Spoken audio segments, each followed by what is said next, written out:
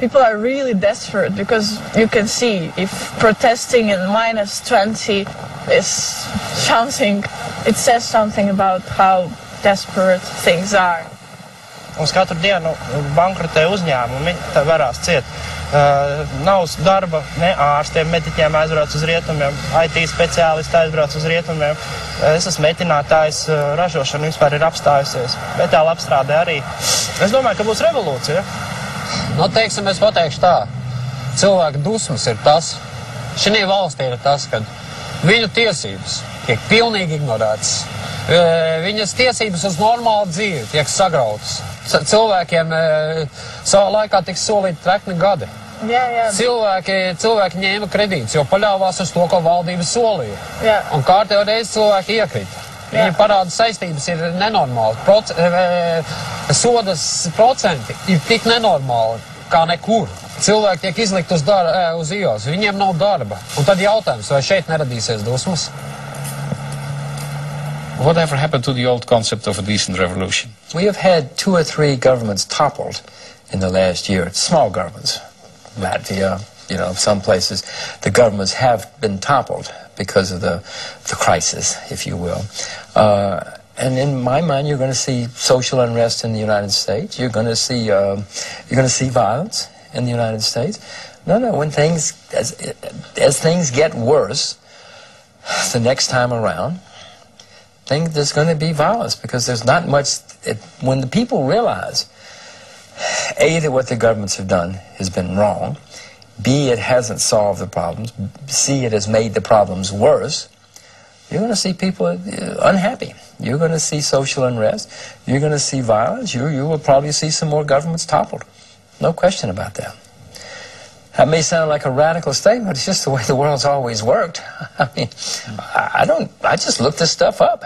You can go back and look it up too. And you will see that there's always been violence. Governments have fallen. And they deserve to fall. Especially the ones that have been making these horrible mistakes. Some innocent governments will probably topple as well. But the ones that deserve it will, I hope, will suffer badly. Now, so far in America, the decline in the standards of living is obscured or not so visible because of the way Americans, and by the way also other governments, present their economic statistics. Say, if you present the consumer price index as only being up, say, 3% per annum, when in fact the cost of living are going up by 8% per annum, then the ordinary household may not notice it immediately. Eventually, I suppose, they'll notice it. And when the standards of living will be way down, there'll be, disturbances, yeah, for sure. That's why I'm so negative in the long run. I think it's difficult to predict which way we'll go, but my fear is that societies will move to the right. They will seek authoritarian figures who will give them assurance that they will look after their interests, they will look after the interests of the people. And we see that in my country, we see the rise of the right here and the growing confidence of the right that they can speak for ordinary people in a way that elected politicians can't. So I am anxious that in Europe we may see a backlash which would be unpleasant. But I don't want to predict that, because we saw in America in the 30s that the direction taken was very different.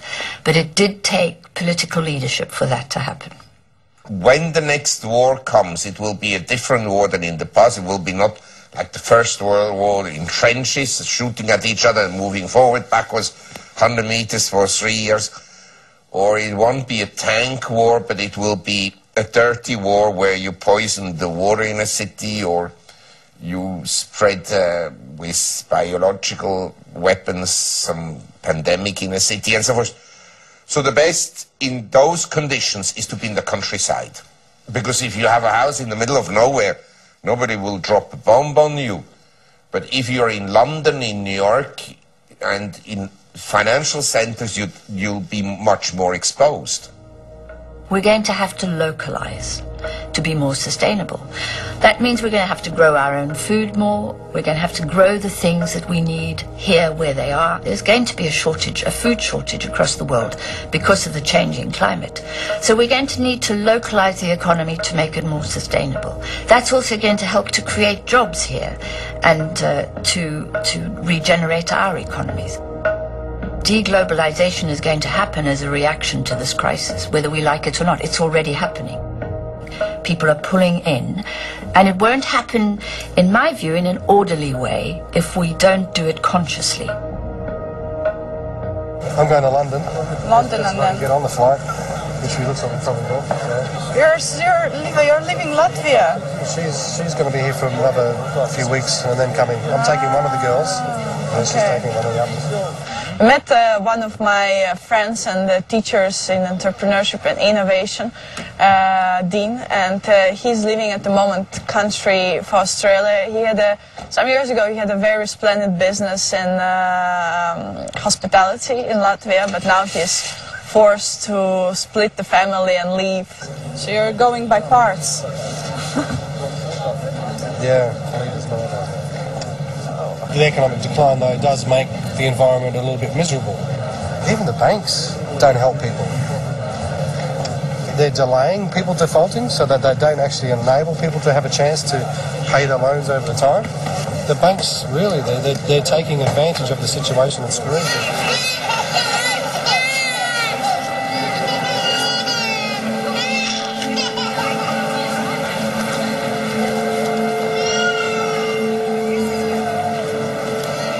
Meediscussiëren over de toekomst van onze economie?